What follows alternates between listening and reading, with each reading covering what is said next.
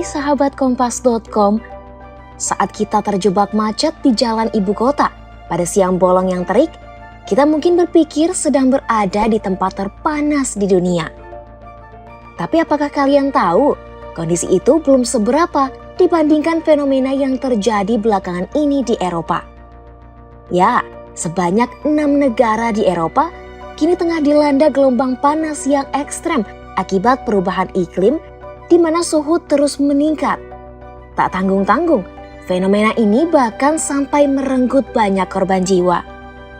Seperti contohnya di Portugal, negara yang berada di sebelah barat Samudra Atlantik itu sempat mengalami rekor kenaikan suhu hingga 46,3 derajat Celcius pada Rabu 13 Juli 2022. Alhasil, hingga Senin 18 Juli 2022, Portugal melaporkan lebih dari 1.000 kematian akibat gelombang panas. Selain Portugal, negara tetangganya yakni Spanyol juga kena imbas gelombang panas.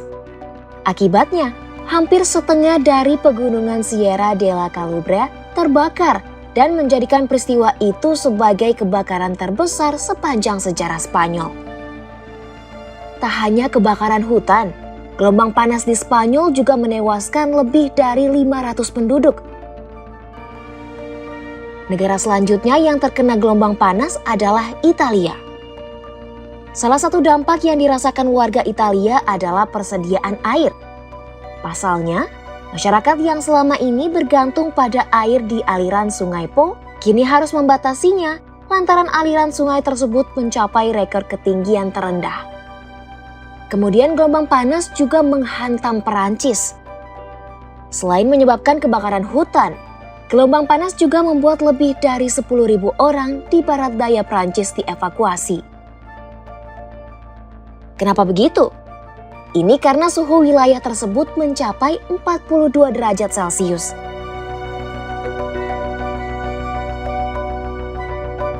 Selain itu, gelombang panas juga menyebabkan suhu di Inggris dan Belanda mencapai rekornya.